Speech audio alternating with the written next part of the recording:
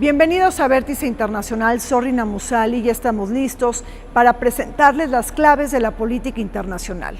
Hay un tema que sigue presionando la agenda de la geopolítica global. Me estoy refiriendo al mayor despliegue militar de Estados Unidos en el Caribe en décadas, ahora con el despliegue militar del portaaviones más grande y más avanzado del mundo, el USS Ford, en las costas de Venezuela. Pero ¿qué escenarios podemos esperar para el régimen de Nicolás Maduro? ¿Cuáles son las implicaciones políticas y jurídicas de haber designado al Cartel de los Soles como una organización terrorista extranjera? ¿Cómo está jugando el factor chino y ruso en este sentido? ¿Podrá venir una solución negociada? ¿Qué piensa usted? Le pido por favor que nos acompañe.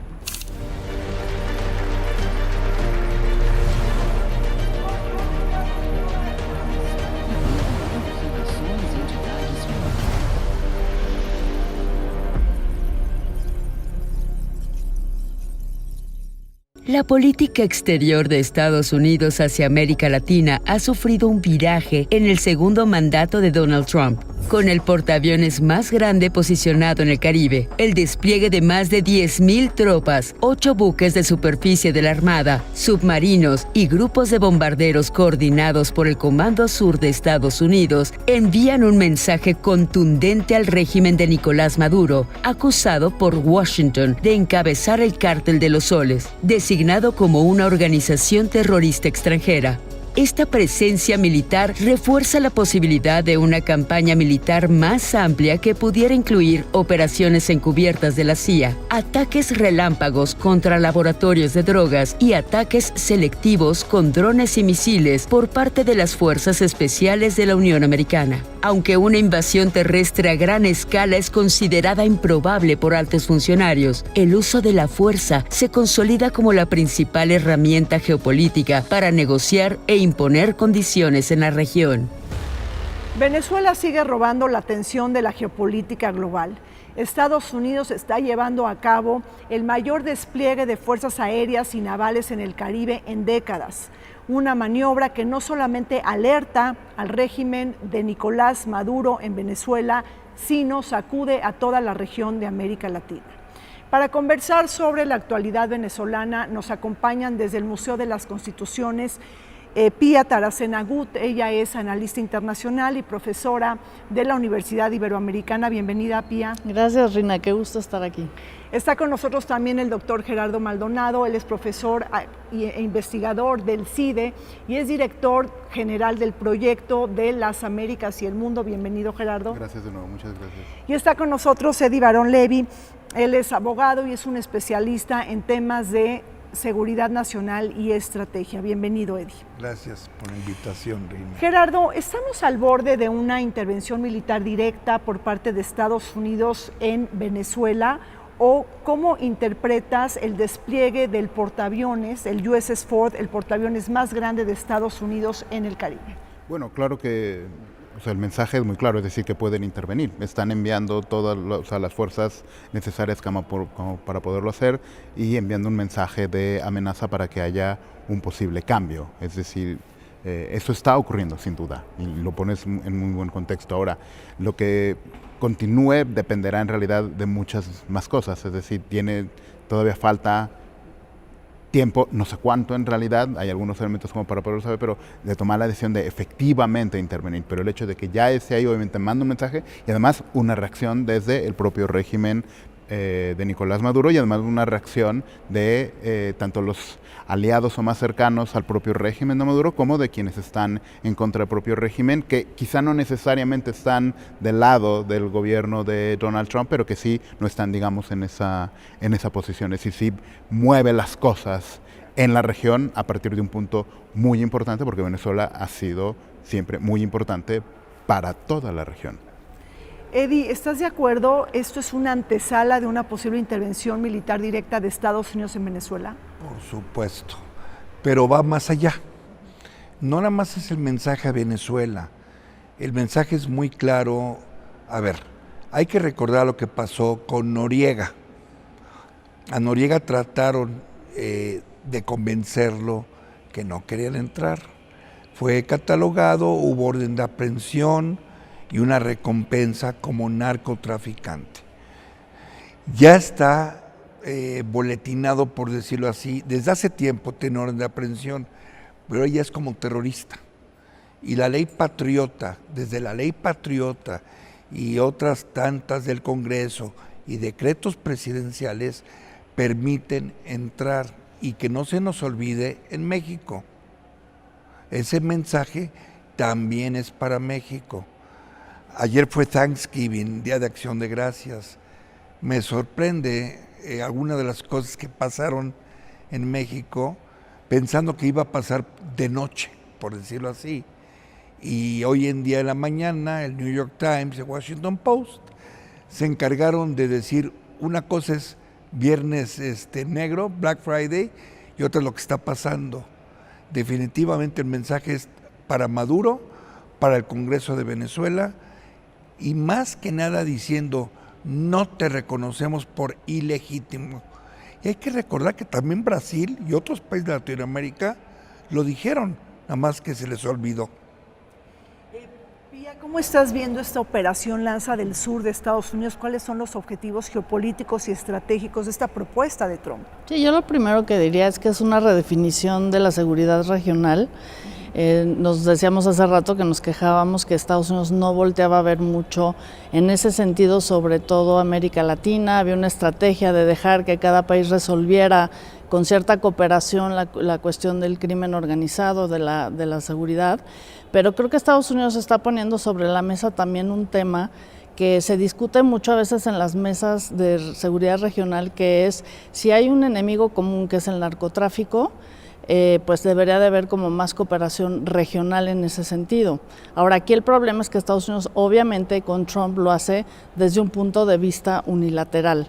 Este despliegue pues, por ejemplo, este buque o los 15,000 soldados que Estados Unidos tiene en la región, más la búsqueda de cooperación con estas giras tan interesantes a República Dominicana, a Trinidad y Tobago, a Puerto Rico, de los funcionarios americanos, para cerrar la pinza de la seguridad regional, pues es un mensaje muy contundente que confunde dos cuestiones. Por un lado, pues sí, la cuestión crítica del crimen organizado y el narcotráfico, y de pasada, pues el mensaje directo a Venezuela sobre la situación de Maduro y el régimen que a todas luces es ilegal porque no ganó las elecciones, y que Maduro se quedó en el lugar siendo un dictador, y que eso pues también abona a juntar como los dos temas y entonces ejercer una presión mucho más fuerte sobre el régimen y además en el gran tema que es el del narcotráfico en la región.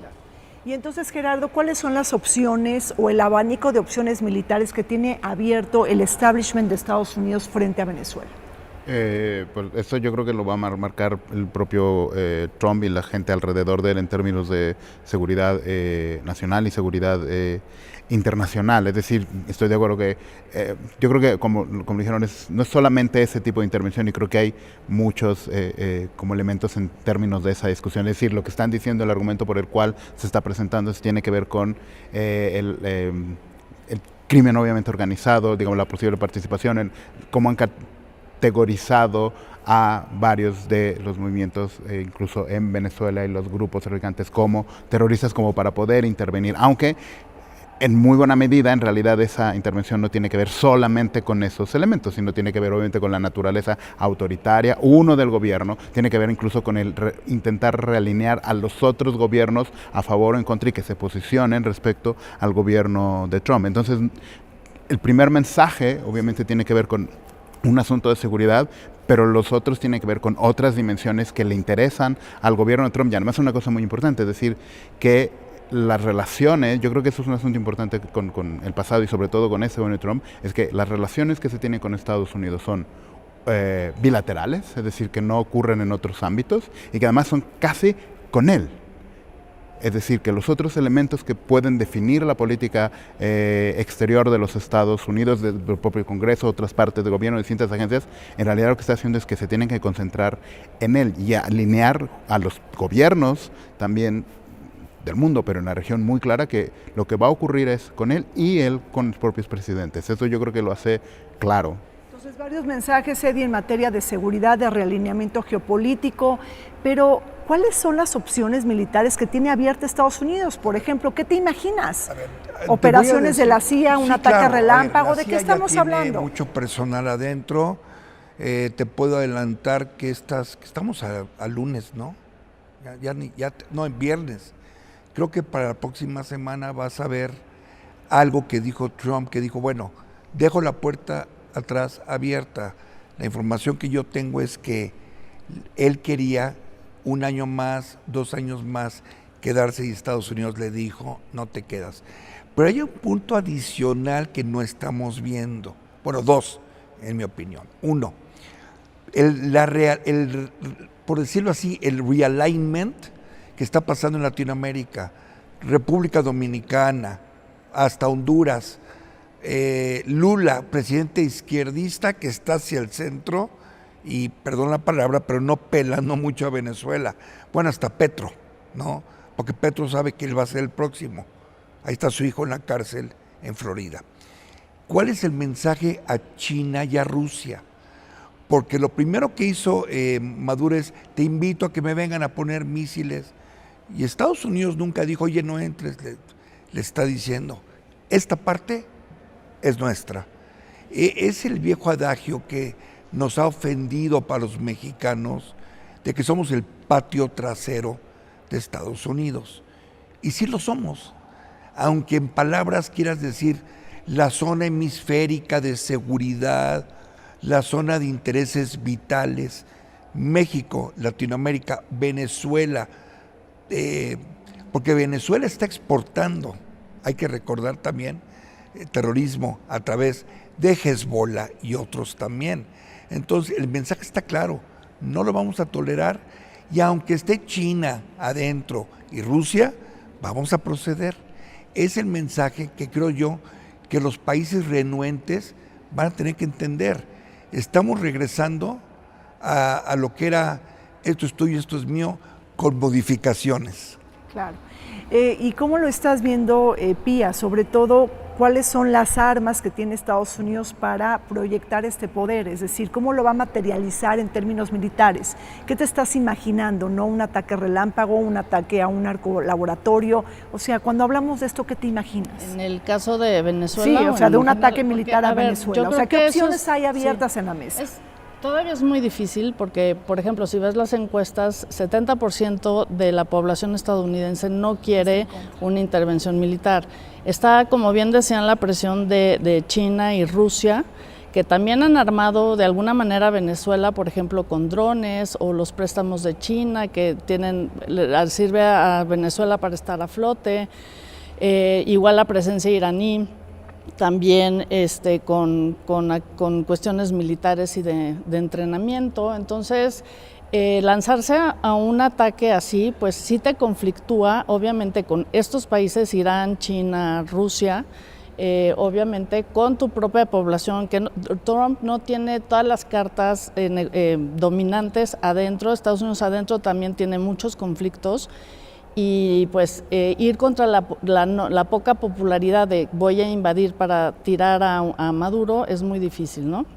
Y bueno, también está la otra parte de qué capacidades reales tiene Venezuela para realmente enfrentar esto, las reales, no las que dice Maduro que se tienen, que creo que eso también es muy importante, y sobre todo los países vecinos. Lula dijo que si eso sucedería, pues sí metería un conflicto muy fuerte a la región. Entonces tiene muchas presiones Trump que limitan esas capacidades reales. A ver, militares puede ser que sí lo tenga, y sí es muy preocupante pues estos dichos como el de ayer, de decir vamos ya a pasar a la acción concreta en territorio para atrapar narcotraficantes, ¿no? Entonces, creo que sería una decisión muy difícil, sí lo pueden hacer, pero pues tiene de alguna manera que considerar, sobre todo la gente como más racional de centro, como Marco Rubio, todas estas presiones también alrededor de una decisión así, ¿no? Ya sea para sacar a Maduro o realmente perseguir a los narcotraficantes. Entonces, bueno, es una decisión controvertida la que tome Trump, seguramente muy debatible, Gerardo, pero de alguna manera Trump ha señalado una y otra vez que está en contra de las guerras prolongadas, costosas, eternas, ¿no? Irak, Afganistán. Él dice que, bueno, él se presenta como el gran pacificador, está buscando una solución negociada en la guerra Rusia-Ucrania. Ya vimos que también hubo un cese al fuego con Israel y Hamás. Y por otro lado, él dice, yo me he convertido en el pacificador, y textualmente lo dice, 8 guerras las he terminado en 9 meses. Y esto no es una contradicción absoluta para intervenir en Venezuela. No. A ver, ¿cómo lo ves? De hecho, o sea, no, más bien es como lo que puedo hacer, respondiendo a la pregunta anterior, o sea, tiene como muchas opciones, pero en realidad tiene muy pocas, desde todos esos elementos. Lo primero es, tendría que ser una intervención muy poco costosa, y muy poco costosa en distintas dimensiones. Uno, en que tendría que ser muy rápida, porque en términos militares tendría que ser muy poco costosa, y tendría que ser también un poco costosa en términos de, no puede ser muy prolongada, porque en demás sí se podría echar en contra las consecuencias que tienen para la población civil en Venezuela, y esas sí no son para nada buenas noticias, y no hay manera de que él, no creo que gane el premio Nobel, pero menos si además hay imágenes de, digamos, venezolanos que están muriendo, están siendo afectados. Y lo otro es que también le resulta muy costoso en términos de la propia opinión pública, como lo puso muy bien Piedra, si no tiene la mayoría. Entonces, lo que puede hacer es, puedo tener muchas pequeñas intervenciones que parezcan que está consiguiendo la paz, y porque en realidad lo que hace es, lo que yo estoy haciendo es no prolongar la guerra.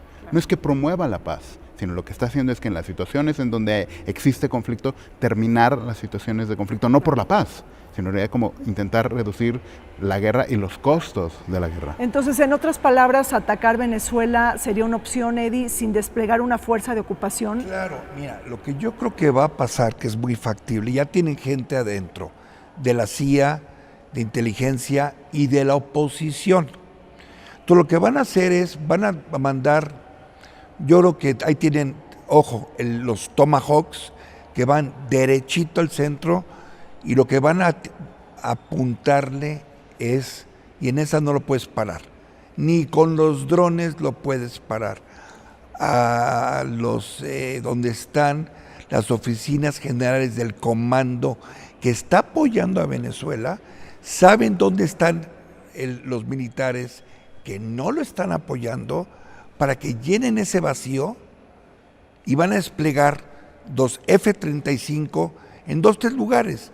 Van a tratar de evitar en el centro, sino donde se supone que también hay apoyo a Maduro, en la periferia de afuera, en zonas rurales. Entonces, viendo eso y viendo, a ver, hay que recordar cómo se fue corriendo el presidente de Siria, que hasta se regresó, y con todo, y Rusia metido, no hay que olvidarlo. Rusia metido hasta la coronilla, se tuvo que regresar porque se le olvidó unos lingotitos de oro por ahí. Estoy seguro que ya sus acciones, que no sé si valgan, y es muy importante lo que dijo la candidata ganadora. Dijo, es otro Venezuela, porque hasta el día de hoy no se ha demostrado que el señor sea presidente legítimo. Entonces, lo que van a hacer es que la presidenta legítima ponga orden, que se vaya a gobernar al palacio, obviamente con un plan que ya está hecho, se empezó a estructurar. Ella ya está en Venezuela, en un lugar no determinado, y yo creo que eso, hay que recordar algo, sí, una cosa son las guerras y otra es preservar la seguridad contra el terrorismo y contra las bandas de narcotraficantes, que para el día de hoy ya son, ¿cómo se llama? Son terroristas, y no va a faltar algún militar que diga, quiero los 50 millones de dólares, aquí lo tengo. Bueno, pero, a ver, de acuerdo, pero también pongamos en el debate otras cosas. Se acaban de celebrar unas elecciones el 4 de noviembre en Estados Unidos, en donde el Partido Demócrata arrasa y gana la gubernatura de Virginia, de New Jersey, y también, bueno, pues está ahí el nuevo, que será el nuevo alcalde Mamdani para la ciudad de Nueva York. Pía, ¿tendrá que ver Trump hacia adentro? Es decir, su gran prioridad tiene que ser bajar el alto costo de vida, de cara a las elecciones intermedias del 2026, o tener su mirada estratégica en Venezuela? Creo que eso que dices es muy importante. La clave está en el año que entra con las elecciones de tiempo medio en Estados Unidos, porque sí ejerce una presión para este tipo de decisiones, ¿no? Entonces, creo que Donald Trump en ese sentido no la tiene fácil. Ahora, tampoco es que le importe mucho. Y creo que lo que está haciendo en el caso de Maduro es elevar la presión vía la presión del narcotráfico, declarar terrorista, declararlo el líder de los soles, que no está claro que realmente lo sea, es lo que él dice. Estas acciones de las narcolanchas, que no han tenido ninguna prensa, tampoco buena prensa en general en Estados Unidos, porque en realidad todo el mundo lo que dice es que no se ha comprobado que sean narcolanchas, en fin, ¿no? Entonces, creo que todavía le ha faltado trabajar esa justificación para hacer una intervención internamente de una manera más contundente. Tampoco el Congreso de Estados Unidos es que lo tenga muy claro, no es que los republicanos estén diciendo sí, hay que intervenir para sacar ya este sátrapa dictador. Entonces, en ese sentido político y de trabajo interno para ganarse a la opinión pública le ha faltado más, y creo que sobre todo entre más tiempo pase la presión de las midterm elections con estos pequeños reveses, que no quiere decir que vayan a ganar los demócratas, debe ejercer una presión mayor, no tanto en lo personal, sino en los que están alrededor y el Partido Republicano, porque ojo, MAGA tampoco quiere la intervención en Venezuela, y entonces eso puede ser también una especie como de presión. Dentro del Make America Great Again. Sí, en este caso, en ese tema de qué hacer con Maduro. Claro. Entonces, si me permiten nada más, la presión le está ejerciendo y le está dejando pocas salidas a Maduro, ¿no? O se va al exilio, que puede ser a Moscú, o ir renunciando, ¿no? O desear a alguien por ahí, o pues sí, apostar a que intervengan, entonces se muere, o realmente pues decir hasta aquí llegué, ¿no? Pero pues lo que está haciendo realmente es ejercer la presión a trope para que Maduro renuncie y negociar una salida tal vez en ese sentido. Negociada.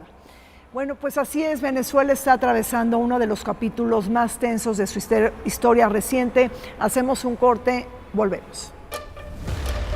La presencia militar de Estados Unidos en el Caribe ha alcanzado niveles sin precedentes, marcando una fase de escalada que redefine la presión sobre el gobierno de Nicolás Maduro. El despliegue del portaaviones USS Ford, la plataforma de combate más poderosa de la Armada estadounidense, junto con buques anfibios, cruceros, destructores y bombarderos estratégicos, evidencia una postura coercitiva con 10.000 tropas en el Caribe. Desde septiembre de 2025, Washington ha realizado al menos 21 ataques contra embarcaciones cercanas a la costa venezolana que han provocado decenas de muertes. Estos movimientos, acompañados de ejercicios militares en Trinidad y Tobago y de una narrativa centrada en el combate al narcotráfico, han alimentado temores regionales de una intervención más amplia.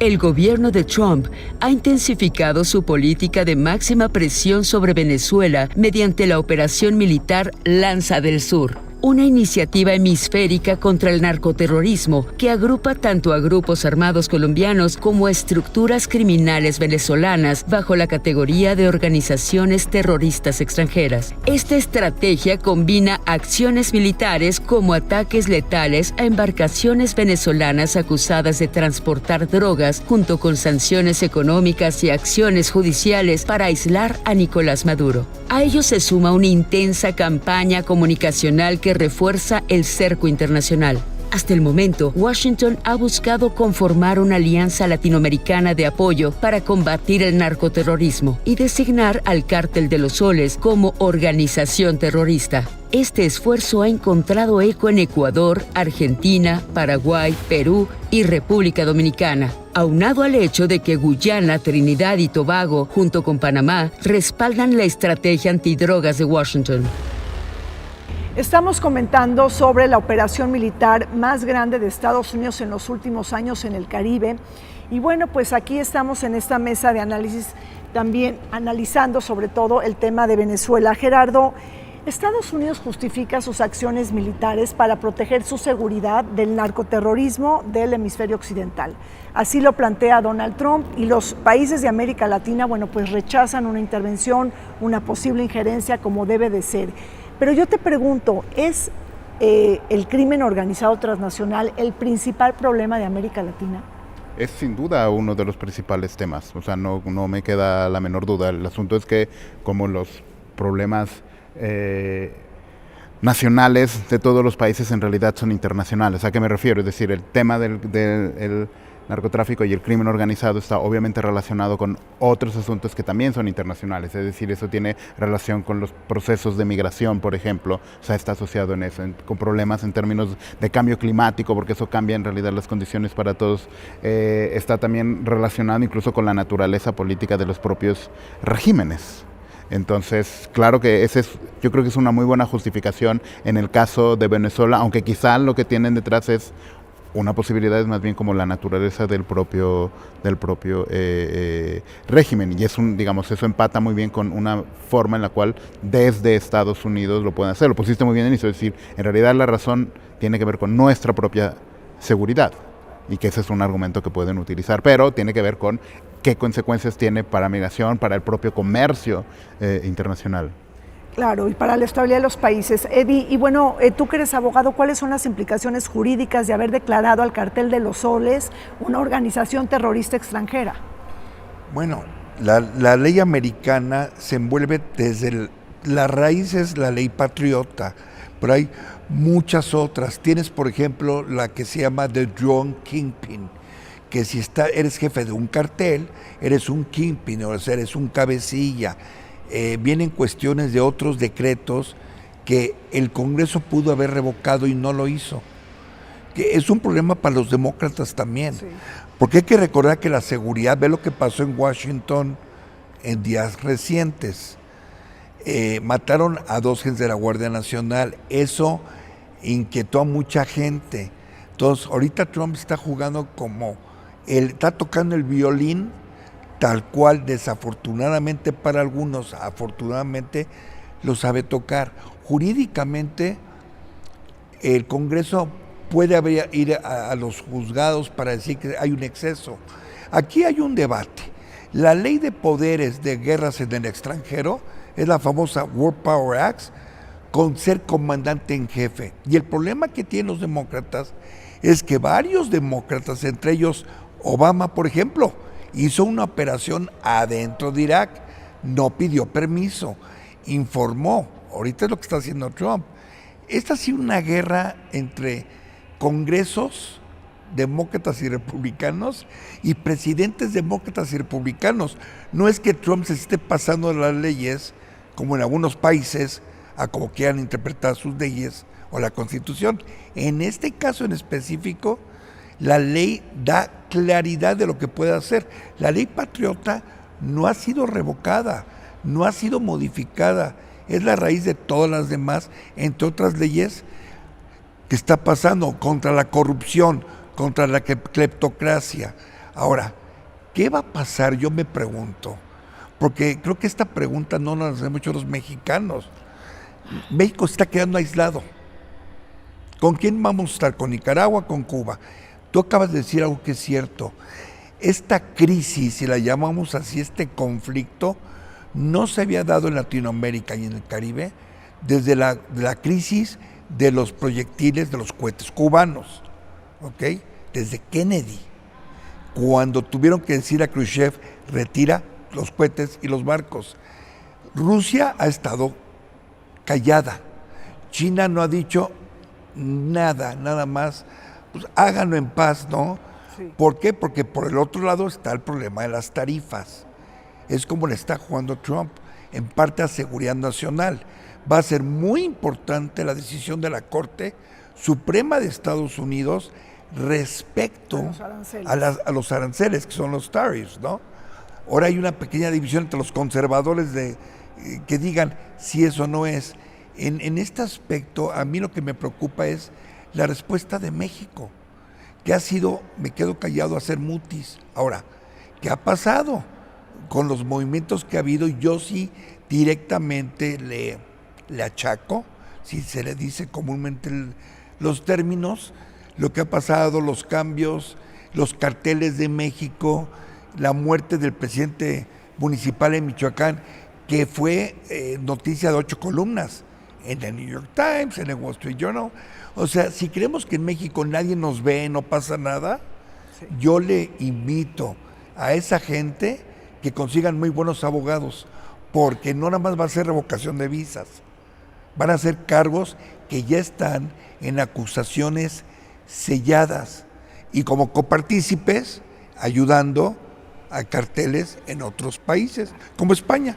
Sí, pero a ver, entonces, Pía, lo que está diciendo Eddie también de alguna manera es que está llegando la lógica del contraterrorismo en América Latina, es decir, no estamos hablando de Medio Oriente, no estamos hablando de África, estamos hablando de un cambio estructural de la política exterior de Estados Unidos en América Latina. Sí, por eso yo lo decía al principio, está tomando en sus manos la seguridad regional de una manera unilateral y con todas las facultades que como jefe de las Fuerzas Armadas tiene el presidente Trump, en el sentido que Estados Unidos solo ha declarado la guerra 4 veces en su historia, todo lo demás lo ha hecho con intervenciones, porque es una facultad que tiene el presidente de desplegar las Fuerzas Armadas desde su escritorio y sacar dinerito de su cajón para hacerlo.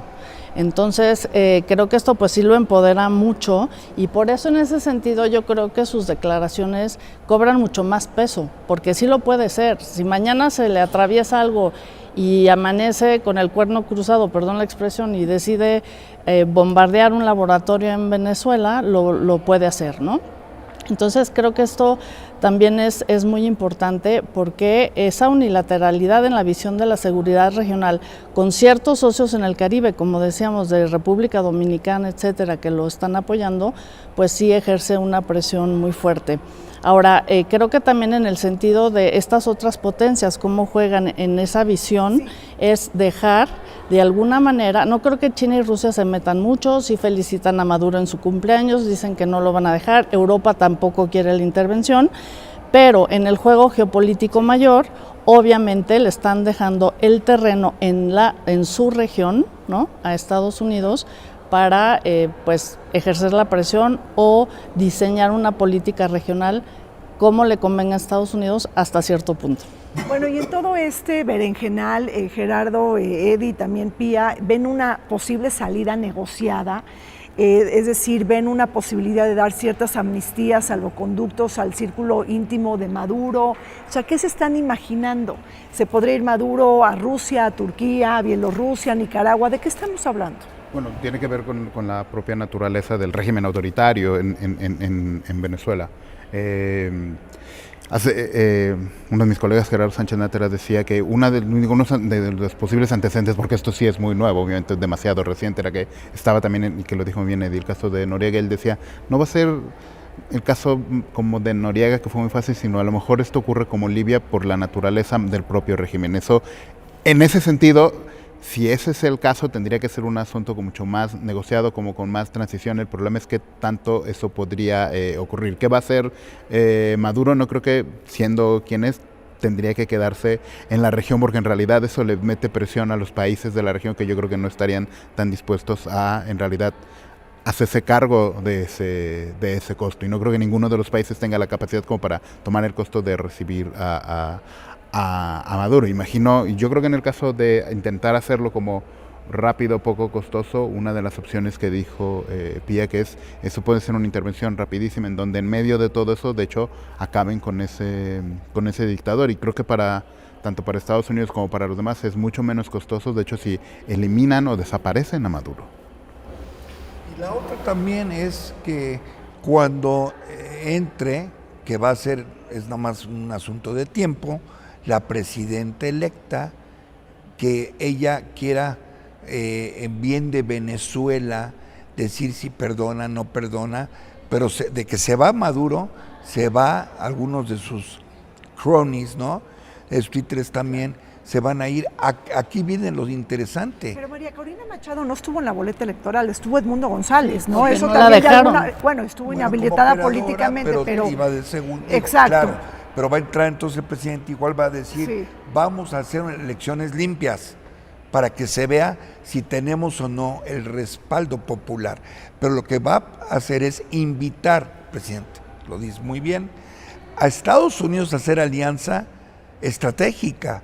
Entonces ya no hay Rusia, China, ahora es vente Estados Unidos. ¿Qué pasó con República Dominicana hace unas semanas?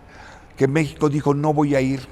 Y entonces dijo el presidente, bueno, como nosotros en el foro tenemos derechos humanos, democracia, etcétera, y a la semana, 2 semanas, ya invitaron para hacer una base militar en Trinidad y Tobago, en República Dominicana. El que no vea la escritura en el pizarrón, en la pared, está fuera de tiempo.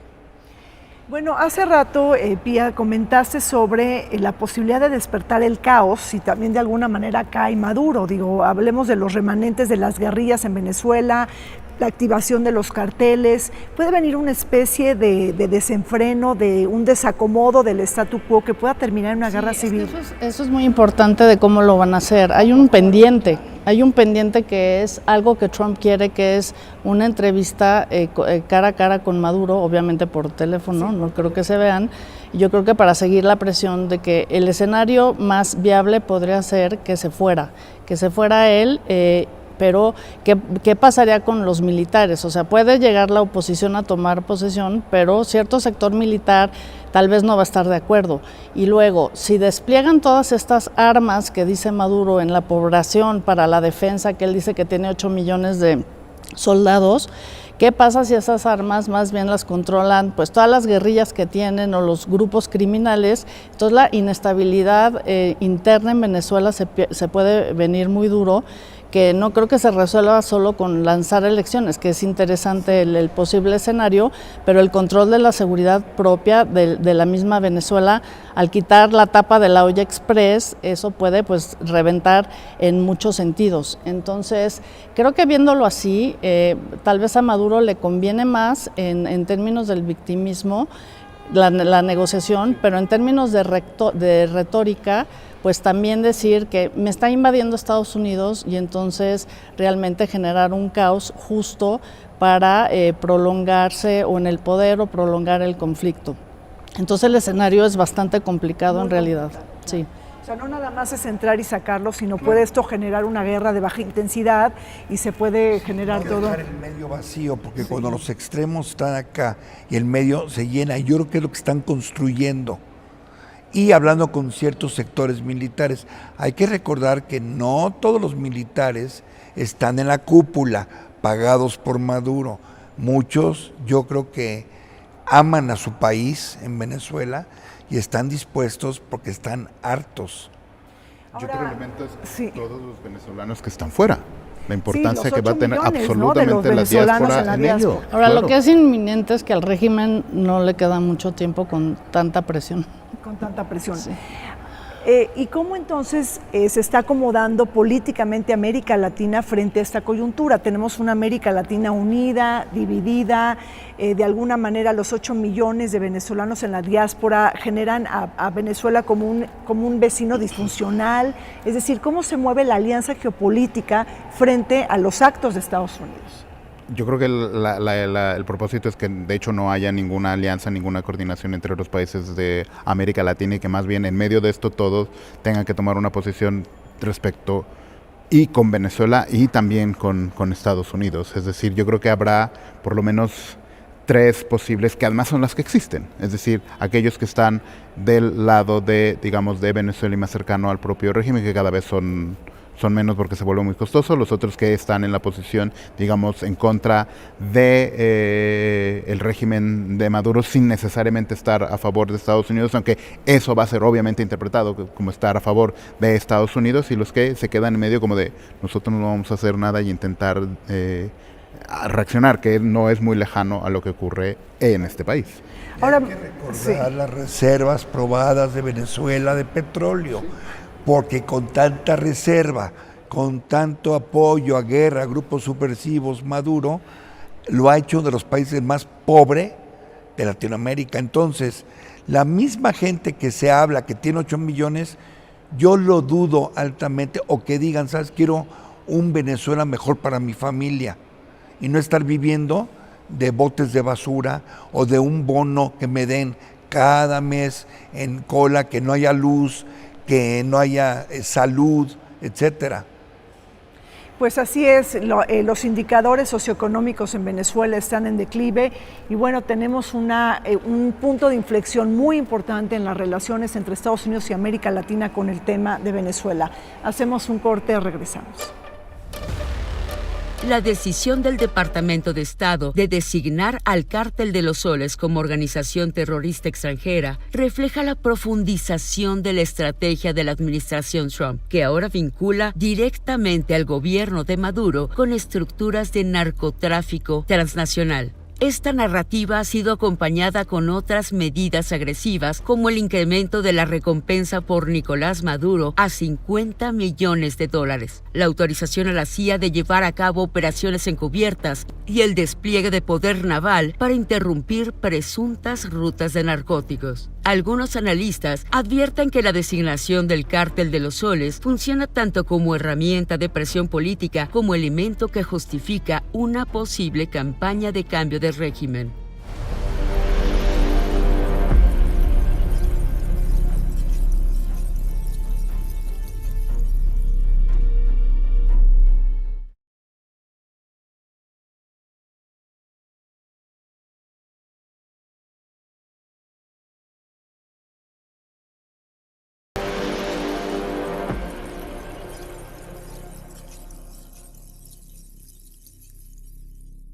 Venezuela atraviesa por la peor crisis política, económica y humanitaria desde que Hugo Chávez llegó al poder en 1999. Con un apoyo popular disminuido, acusaciones de fraude electoral, un panorama socioeconómico en franco declive y una diáspora de 8 millones de venezolanos en el exterior, la mayor crisis migratoria en la historia de América Latina, el régimen madurista ha invertido capacidades para reforzar sus alianzas geopolíticas con Rusia y China a propósito de compensar sanciones y fortalecer el posicionamiento del mundo multipolar frente a la influencia occidental. Recordemos el acuerdo de asociación estratégica firmado entre Maduro y Putin en 2025 a propósito de intensificar la cooperación bilateral en múltiples sectores como la energía, transporte, minería, finanzas, defensa y comunicaciones. Continuamos adelante analizando la actualidad de Venezuela y este conflicto entre Washington y Caracas. Pía, Nicolás Maduro tiene una orden de arresto por parte de la Corte Penal Internacional. ¿Qué país pudiera abrirle las puertas? Rusia, Turquía, no sé, Nicaragua, incluso Bielorrusia. ¿De qué estamos hablando? O sea, digo, esto es una pregunta importante porque depende de muchas negociaciones políticas con los países, pero ¿qué país tú crees que sí puede abrirle las puertas? No, creo que el que está en el ranking más alto para eso es definitivamente Rusia, en Moscú, porque sí, realmente la relación de Putin con Maduro es muy estrecha, independientemente ya que Rusia como país, cómo está jugando sus cartas hegemónicamente, ¿no? Entonces creo que esa puede ser una posibilidad interesante. Leía en algún artículo que hacían la broma que con Bashar al-Assad y Maduro se tomarían unos vodkas muy divertidos los tres, ¿no? Pero ciertamente ya viéndolo desde un punto de vista más complejo, pues sí es un problema para los países, justo por lo que mencionabas de la Corte, y en ese sentido yo veo muy difícil que acabe en algún país de América Latina. Quizá podría ser Cuba, que obviamente también tiene una relación muy estrecha en sentidos de contraespionaje y en sentidos de que son los cubanos los guaruras del propio Maduro, pero no creo que se quedara mucho tiempo ahí. Entonces tienes que tener un país primero como de salida, o bueno, ya directamente irte a otro que yo la verdad lo que veo más claro es que podría ser Moscú, pero en realidad pues eso está en el aire, ¿no? No sé. Oye, ¿no será, Gerardo, factible que Trump negoció con Rusia la capitulación de Ucrania en el diálogo que se está dando en Ginebra a cambio de que si llega un ataque, verse un ataque involucrado de Estados Unidos en Venezuela, que Moscú se mantenga, o sea, de lado, por así decirlo, que no intervenga? Eso quizá también se está dando como un give and take, ¿no? Esa es una posibilidad, porque claramente Rusia está completamente involucrada en el caso de Venezuela. Es decir, una de las condiciones por las cuales se ha podido mantener el régimen de Maduro justamente ha sido por el apoyo del régimen de Rusia, y esa sería una posibilidad, digamos, se le abre una posibilidad a Rusia para, digamos, dejar eso ahí y que lo otro se solucione, y además cada uno incluso en su propia región, lo cual mete después, obviamente, en complicaciones a los otros países con estas posibles soluciones. Claro. Y en el caso, yo lo que creía, de hecho, yo creo que si no acaba muerto, yo creo que Maduro acabaría en una cárcel en Estados Unidos. Ese es el espacio en el cual podría estar. ¿Estás de acuerdo con eso, Eddie? Sí y no. A ver, sí en que obviamente todo está para negociarse, pero a ver, Ucrania perdón la palabra, se cuece aparte. El general Keith Kellogg se molestó mucho, que es el negociador, la gente de más confianza de Trump, y lo mandó a negociar, porque Steve Witkoff filtró información que no debería, diciéndoles a Rusia cómo llegarle, por decirlo así, a Trump. Y dijo, yo renuncio, y le pidieron que no renunciara. Te digo, porque igual se va a ir a otro puesto de gran calado. ¿Por qué digo esto? Porque Rusia está perdiendo, no ha avanzado. La guerra de unos días que él pensaba, no solo no ha avanzado, ya han muerto más de 2 millones de jóvenes rusos. Tú pones a las madres enfrente y por eso ha tenido serios problemas. Obviamente tienen que importar de Norcorea cuando el señor dice se me van al frente, ¿no? Es el término cannon fodder, es carne de cañón. A ver, para que aguanten. Y Europa no está convencida. ¿Por qué? Porque es la fuerza desplegada de Ucrania es mayor que la de Rusia. Ojo, mucho mayor. Y en Europa saben que uno de los flancos puede ser Polonia. Ya han tratado de volar y hasta Trump les dijo, si yo fuera ustedes, yo tiro un avión ruso. En Latinoamérica está el Tratado de Río, que es el de defensa, que sigue siendo vigente, como el de la OTAN, el famoso artículo, el Article 5, etcétera, etcétera. Entonces, no creo que todo lo estamos viendo así enfrente. Creo que una es la escena que se está poniendo enfrente y tras bambalinas, a Ucrania no le pueden decir no vas a entrar a la OTAN, no se lo van a decir, no lo va a aceptar Europa. ¿Por qué? Porque Europa ya lo aceptó como miembro de la Unión Europea. Bueno, pues hemos hablado de Rusia, pero nos ha faltado algo, Pía, hablar de China, Gerardo. O sea, ¿cómo está China incursionando en este territorio cuando hablamos de Venezuela? Es decir, en esta coyuntura, ¿qué posicionamientos políticos ha tomado China? Creo que la posición de China es mucho más pragmática, como su política exterior. Por un lado, los préstamos, que ya ahorita ya no le da muchos préstamos, porque se da cuenta justo algo que mencionábamos aquí, que su economía está devastada, entonces que ya no le va a pagar, y entonces ha limitado los préstamos, pero no así. Creo que esta ayuda también con algunos elementos de la Armada, ¿no? De como creo que también drones, sí le ha prestado también fuerza militar a Venezuela, pero en realidad no se va a meter mucho, salvo para salvaguardar ciertos intereses que tenga en la región, y sobre todo en un contexto muy interesante en donde dice que hay un acercamiento entre Xi Jinping y Trump, que han tenido conversaciones, que al parecer van a tener muchas reuniones el año que entra, y que se han mitigado por parte de Trump bastante las presiones sobre China, sobre todo en ciertos temas, porque lo que le urge a Trump son la cuestión de las tierras raras, ¿no? Entonces, creo que es muy interesante la cuestión de verlo también desde el punto de vista del multipolarismo, porque puede ser un buen ejemplo y una tendencia para que nos demos cuenta si realmente ese multipolarismo del que se habla, en donde Rusia tiene su zona hegemónica, China la suya y Estados Unidos la suya, entonces por lo tanto el continente sí se va a dar realmente, y hasta qué tanto están por esas otras razones, como las que mencionaba en el caso de China, qué tanto sí China se va a involucrar en lo que le pase a Maduro o no. Y creo que eso lo va a mantener un poco al margen, porque en la foto más grande hay más intereses en juego entre Estados Unidos y China que lo que puede significar Venezuela para China. Bueno, pues se nos acabó el tiempo. Les agradezco muchísimo a Eddie Barón Levy, a Pía Tarasenagut y también a Gerardo Maldonado.